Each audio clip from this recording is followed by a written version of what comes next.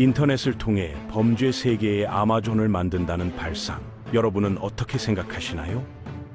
실제로 2011년부터 2013년까지 단 2년이라는 짧은 시간 동안 2억 2천만 달러 규모의 온라인 마약 제국이 운영됐습니다.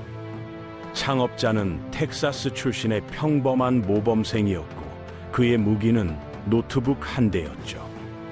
오늘은 21세기 최대 다크웹 범죄 조직의 탄생과 몰락, 그 충격적인 실화 속으로 들어가 보겠습니다.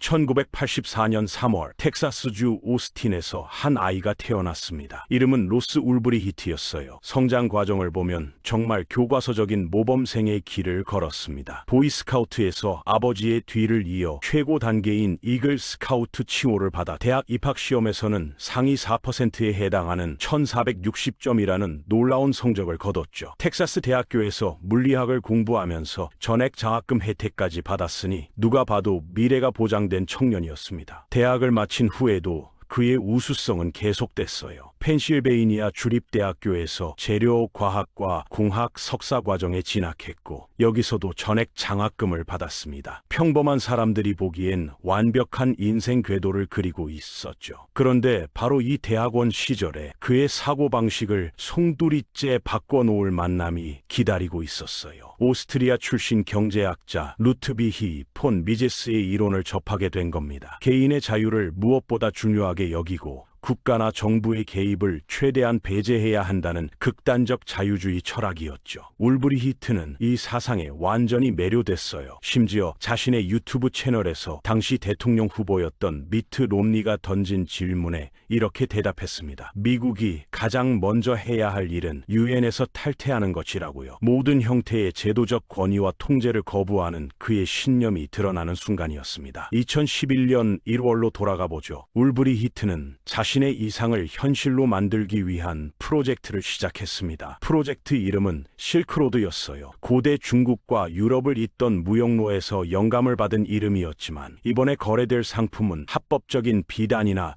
향신료가 아니었습니다. 마약과 각종 불법 물품들이 오갈 디지털 암시장을 구축하려 했던 거죠. 연방수사국이 이후 압수한 그의 개인 일기장에는 창업 의도가 명확히 기록돼 있었어요. 사람들이 신원을 완벽하게 숨긴 채 원하는 모든 것을 사고 팔 수 있고 그 어떤 흔적도 남기지 않는 플랫폼을 만들고 싶었다는 내용이었습니다. 정부의 감시와 규제에서 완전히 벗어난 자유시장을 꿈꿨던 것이죠. 일반적인 웹사이트와 달리 실크로드는 접속부터가 특별했습니다. 크롬이나 파이어폭스 같은 보통 브라우저로는 절대 찾을 수 없었어요. 토르라는 특수 소프트웨어가 반드시 필요했죠. 흥미로운 점은 이 기술이 원래 미국 해군 연구소에서 첩보 활동을 위해 개발한 것이었다는 사실입니다. 사용자의 실제 위치를 여러 단계에 걸쳐 암호화하고 우회시켜서 정부 기관조차 추적이 거의 불가능하게 만드는 시스템이었어요. 실크로드의 웹 주소는 일반 사이트처럼 닷컴으로 끝나지 않았습니다. 무작위로 섞인 숫자와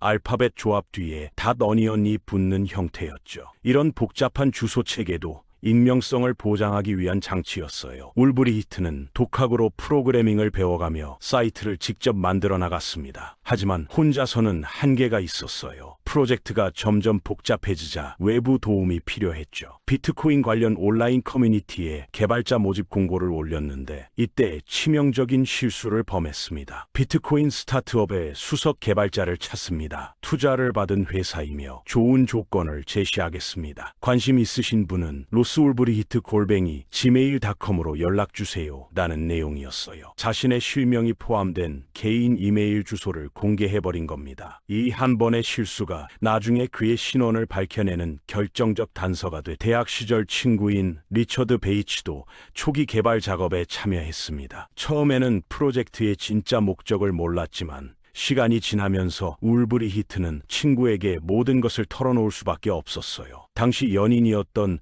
줄리아라는 여성에게도 비밀을 공유했습니다. 심지어 자신이 직접 키운 환각버섯을 보여주며 이런 물건들을 내가 새로 만든 웹사이트에서 팔고 있다 하고 말했을 정도였으니까요. 사이트가 본격적으로 운영되기 시작하면서 실크로드는 모든 종류의 마약이 거래되는 거대한 디지털 장터로 변모했습니다. 대마초는 기본이고 코카인, LSD, 엑스터시, 심지어 헤로인 같은 강력한 마약까지 판매됐어요. 이는 울브리 히트가 신봉하던 극단적 자유주의 철학과 완벽하게 들어맞았죠. 개인이 자신의 신체를 어떻게 사용할지는 오직 본인만이 결정할 권리가 있고 정부나 그 누구도 그 선택에 개입해서는 안 된다고 믿었으니까요. 사업 초기 고객을 끌어모으기 위해 울브리 히트는 교묘한 전략을 구사했습니다. 슈루멀이라는 환각버섯 애호가들의 온라인 커뮤니티에 알토이드라는 가짜 계정을 만들었어요. 그리고 이런 글을 올렸죠. 최근에 실크로드라는 흥미로운 사이트를 우연히 발견했는데요. 익명으로 뭐든지 사고 팔 수 있다고 하더라고요.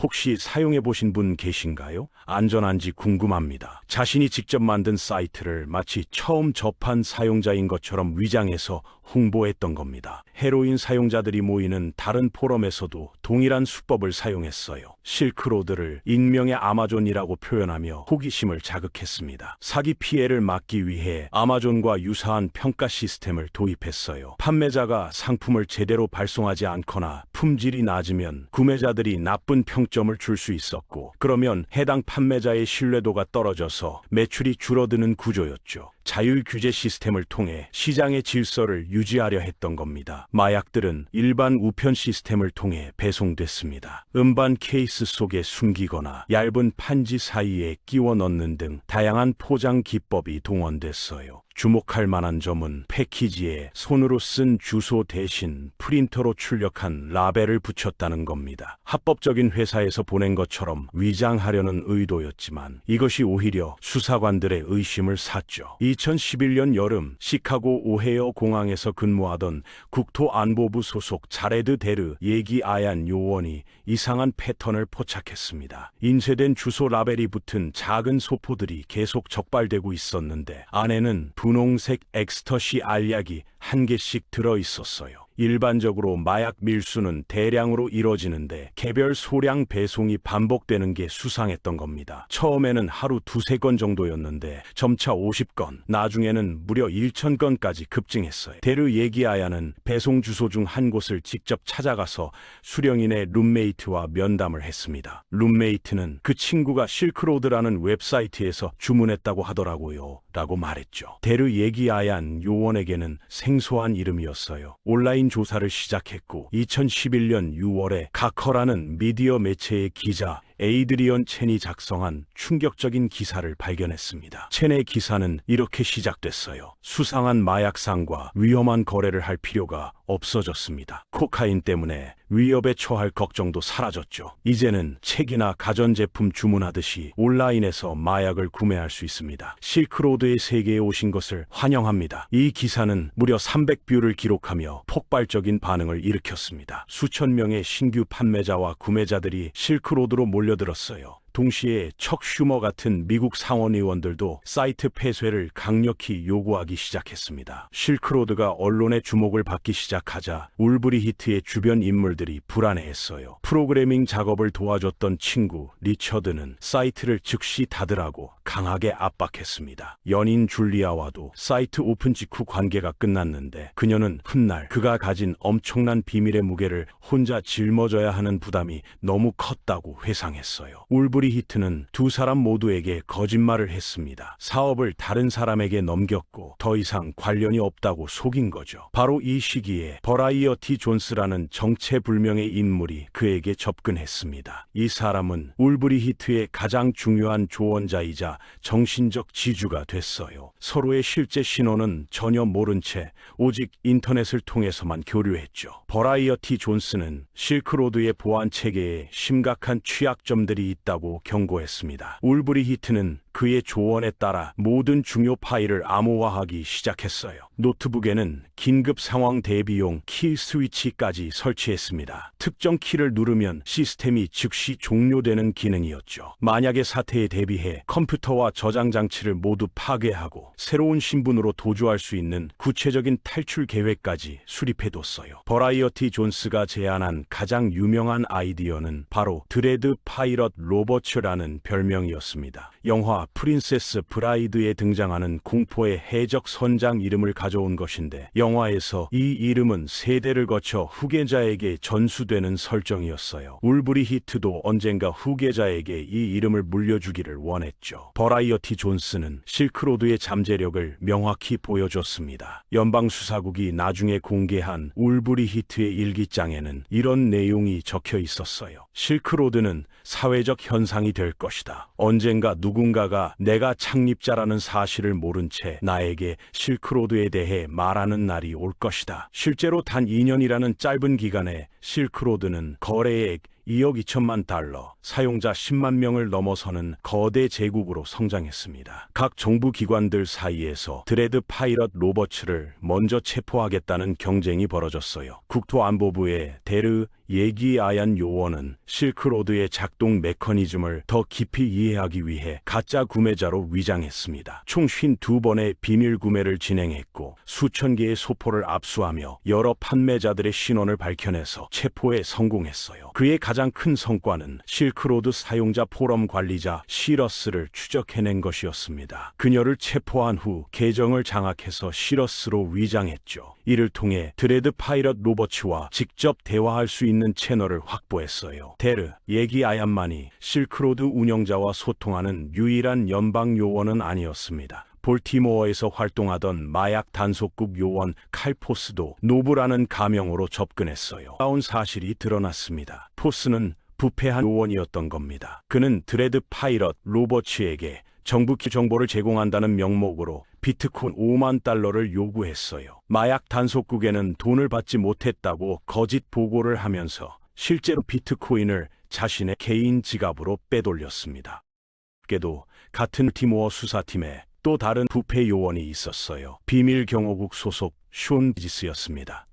드레드 파이럿 로버츠는 자신을 위협하는 인물들을 제거하려 했다고 전해집니다. 실크로드 직원이었던 커티스 클라크 그린이 코카인 1kg 소지 혐의로 체포됐을 때 브리지스는 그린의 관리자 권한을 악용해서 다른 사용자 계정에서 비트코인 2만 개를 훔쳤어요. 드레드 파이럿 로버츠는 그린이 도난 사건의 배후라고 오해했고 멘토 버라이어티 존스도 강력한 대응을 권유했습니다. 그래서 그는 노브에게 그린을 혼내달라고 요청했어요. 노브가 동의하자 드레드 파이럿 로버츠는 마음을 바꿔서 이런 메시지를 보냈습니다. 고문하는 대신 살해하는 것으로 명령을 변경할 수 있을까요? 이어서 이전에 누군가를 죽이라고 지시해 본 적도 직접 살인을 저질러 본 적도 없지만 이번 상황에서는 올바른 선택이라고 판단합니다. 라고 덧붙였죠. 정부 기관들은 여전히 드레드 파이럿 로버츠의 실체를 파악하지 못하고 있었습니다. 마약 단속국은 다크웹 관련 기술력이 더 뛰어난 뉴욕의 연방수사국 사이버 범죄부의 협조를 요청했어요. 연방수사국 특수요원 크리스 타벨은 드레드 파이럿 로버츠를 잡으려면 그가 실수할 순간을 기다려야 한다는 것을 알고 있었습니다. 그리고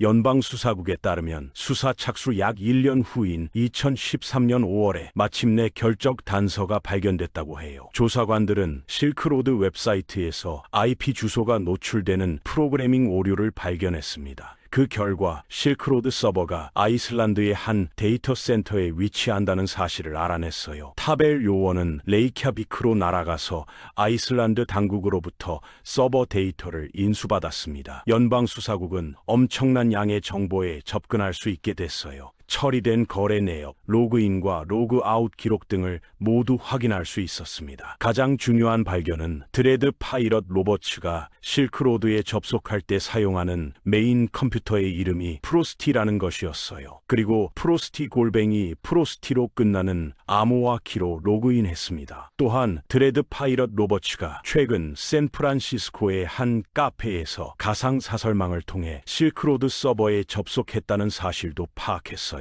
이제 연방수사국은 컴퓨터 이름을 알아냈고 수사를 샌프란시스코 지역에 집중할 수 있게 됐습니다. 퍼즐의 마지막 조각은 국세청 소속 게리 알포드가 맞춰줬어요. 세무조사관이었던 그는 자금 흐름을 추적하는 게 전문이었지만 대신 드레드 파이럿 로버츠의 정체를 밝혀내는 핵심 역할을 했습니다. 알포드는 실크로드를 시작한 사람이 누구든 그 유명한 가커 기사가 나오기 훨씬 전부터 홍보 활동을 했을 것이라고 추론했어요. 넘어요. 그래서 2011년 5월 이전 시점에 구글 검색 결과를 철저히 조사하기로 했습니다. 그러던 중 울브리히트가 실크로드를 우연히 발견한 일반 사용자인 것처럼 위장해서 올린 게시물을 찾아냈어요. 사용자명은 알토이드였습니다. 또한 같은 알토이드가 비트코인 포럼에서 정보기술 지원을 구하며 개인 이메일 주소 로스울브리히트@gmail.com을 공개한 게시물도 발견했어요. 알토이드라는 사용자가 스택 오버플로우에서 토르 관련 질문을 올린 기록도 있었습니다. 얼마 후 그 사용자는 닉네임을 알토이드에서 프로스티로 변경했어요. 로스 울브리히트를 구글 검색해보니 매우 특이한 인생 목표를 가진 청년의 링크드인 프로필이 나타났습니다. 인용문이 인상적이었어요. 가장 광범위하고 조직화된 폭력의 사용은 기구와 정부에 의해 이루어지므로 이것이 바로 제가 현재 노력을 집중하고 있는 부분입니다. 알포드는 스스로에게 질문했습니다. 로스 울브리히트가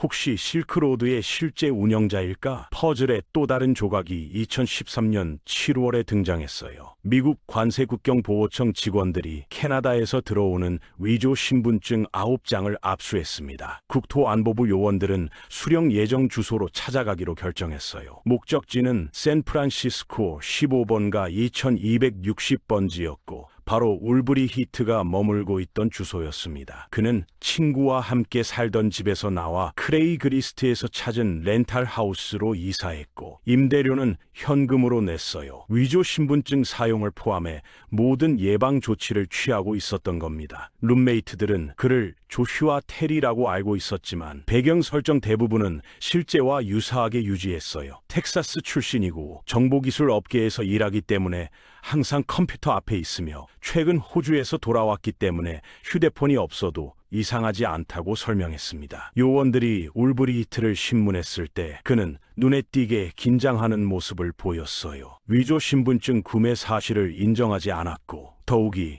실크로드 확장과 보안 문제 해결을 위한 추가 서버 임대 목적으로 가짜 신분증을 샀다는 사실은 절대 밝히지 않았습니다. 검찰은 나중에 그가 도미니카 공화국에서 시민권을 취득하는 등 도주 준비를 하고 있었다고 주장했어요. 국세청 요원 게리 알포드가 울브리히트에 대한 재조사를 실시했을 때 국토안보부의 위조 신분증 관련 파일을 발견하게 됐고 자신이 올바른 사람을 찾았다는 확신을 갖게 됐습니다. 알포드가 다른 기관들에 연락해서 각자 보유한 정보를 확인했을 때 퍼즐 조각들이 마침내 완성됐어요. 알포드가 포럼에서 찾아낸 사용자명 프로스티를 언급하자 연방수사국 요원 타벨은 깜짝 놀랐습니다. 프로스티가 바로 드레드 파이럿 로버츠가 사용하는 컴퓨터 이름이라는 것을 알고 있었기 때문이에요. 빙고. 그들은 로스 울브리히트가 드레드 파이럿 로버츠라는 확신을 갖게 됐습니다. 연방 요원들은 증거 확보를 위해 그를 어디든 미행했어요. 지메일에 대한 법원 영장도 받아서 드레드 파이럿 로버츠가 실크로드에 로그인할 때마다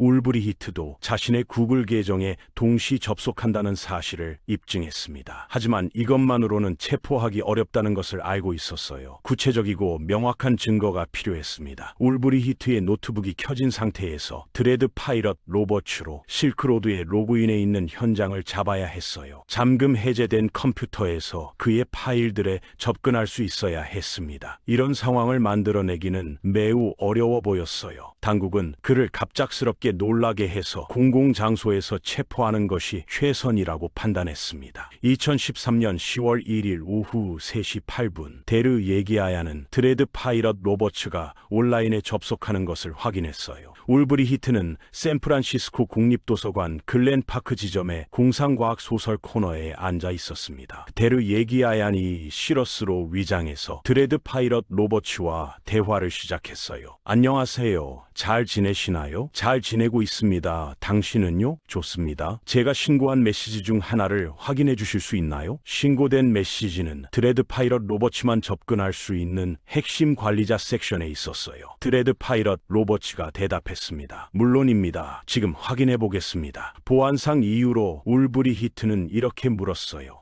당신이 회사에서 일하기 전에 비트코인 거래를 했었죠? 진짜 시러스만이 답을 알 수 있는 질문이었습니다. 다행히 그러니 당국은 진짜 시러스로부터 보안 질문 답변 방법을 미리 파악해뒀어요. 데르 예기아야는 울브리 히트가 이제 관리자 화면을 보고 있다는 것을 알았습니다. 도서관에 배치된 다른 요원들에게 행동 개시 신호를 보냈어요. 곧 울브리 히트 근처에서 소동이 일어났습니다. 한 여성이 비켜! 라고 소리치며 남성이 자신을 때리려 한다고 했어요. 울브리 히트가 다툼을 보려고 고개를 돌린 순간 한 요원이 돌진해서 그의 열린 노트북을 채갔습니다. 데르 예기아얀 요원은 울브리 히트가 노트북을 향해 달려들었고 다른 요원이 뒤에서 와서 포옹하듯 붙잡았다고 나중에 증언했어요. 울브리 히트는 체포돼서 끌려갔습니다. 싸우고 있던 남녀는 실제로는 주의를 분산시키기 위한 잠복 요원들이었어요. 울브리 히트의 가족과 친구들은 충격에 빠졌습니다. 그들이 알고 있던 친절하고 재미있고 사랑스러운 그 사람이 어떻게 세계적인 마약 시장을 운영할 수 있었을까요? 울브리 히트는 인터넷을 통한 마약 유통과 계속적인 범죄 행위 관련 등 총 7가지 혐의로 기소됐습니다. 모든 혐의에 대해 무죄를 주장했어요. 재판은 2015년 1월 13일에 시작돼서 3주간 진행됐습니다. 울브리 히트의 변호사는 그가 드레드 파이럿 로버츠가 아니라고 주장했어요. 그 가명과 실크로드를 다른 사람에게 넘겼다고 항변했습니다. 하지만 배심 원단은 받아들이지 않았어요. 2015년 2월 5일 연방 배심 원단은 로스 울브리 히트에 대한 10개의 혐의 모두 유죄 판결을 내렸습니다. 울브리 히트는 선고 전 판사에게 편지를 써서 관대한 형량을 호소했어요. 저는 제 청춘을 잃었고 중년도 빼앗길 것이라는 사실을 알고 있습니다. 하지만 제발 노년만은 남겨주세요. 터널 끝에 작은 희망의 빛을 남겨주세요. 2015년 5월 29일 연방지방법원 판사 캐서린 B. 포레스트가 판결을 내렸습니다. 당신은 드레드 파이럿 로버츠로서 배의 선장이었고 당신만의 법을 만들어 당신이 적절하다고 생각하는 방식으로 집행했습니다. 따라서 그곳은 제약이 없는 세상이 아니었어요. 궁극적 자유의 세상도 아니었습니다. 그것은 당신이 만든 법칙의 세상이었고 그 법칙이 바로 당신의 법칙이었어요. 실크로드를 자유의 공간으로 생각하는 것은 환상에 불과합니다. 브롱크스의 마약상이 메스암페타민이나 헤로인, 크랙을 팔면서 법원에 이런 식의 주장을 한 적은 없습니다. 이것은 특권층의 주장이며 특권을 가진 사람이 한 주장이에요. 당신은 다른 마약상들보다 나을 게 없고 당신의 교육이 형사사법제도에서 특별한 대우를 보장해주지 않습니다. 그것이 당신이 왜 그런 일을 저질렀는지 이해하기 어렵게 만들 뿐입니다. 범죄 조직 두목인 울브리 히트와 사랑받는 울브리 히트 사이에서 선택할 이유는 없어요. 분명한 것은 사람들이 매우 복잡하다는 것이고 당신도 그중 한 명이라는 점입니다. 그들은 다양한 자질과 특성들로 구성되어 있으며 그들을 정의하는 하나의 특성은 존재하지 않아요. 울브리 히트 씨에게 좋은 면이 있다는 것은 의심의 여지가 없지만 나쁜 면도 있습니다. 울브리 히트 씨, 우리나라를 대표해서 지금 여기서 제가 내리는 판결은 종신형을 선고한다는 것입니다. 이는 검찰이 요구한 것보다도 훨씬 더 무거운 형량이었어요. 울브리 히트는 실크로드가 유명해질 정도로 성공하기를 원했었죠. 검찰이 배심원에게 읽어준 일기에 따르면 울브리 히트는 언젠가 제 인생 이야기를 쓸 수 있을 것 같고 그때 자세한 기록이 있으면 좋겠다고 적었어요. 그의 꿈은 이루어졌습니다. 하지만 그가 상상했던 방식은 아니었을 겁니다.